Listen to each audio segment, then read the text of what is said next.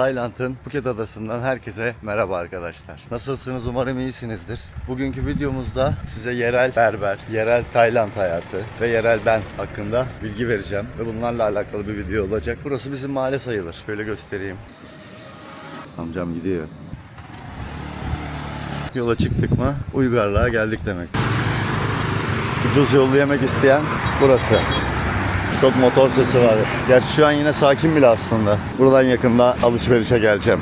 Gerizekalı üstüme çıkacağım. Bak, Tayland'a gelip pahalıya tıraş olan arkadaşlara adres olsun, kazıklanmasınlar. Burası Chalong. Yol kenarlarında çok böyle yerler. Bizim berber abi açıktır inşallah. Kamera problem? No. Thank you. Biliyor. İzleriz buraya. Bu arada lavabo yok burada. Fiyatlar çok uygun. Yazıyor zaten. Có ba lông bít á.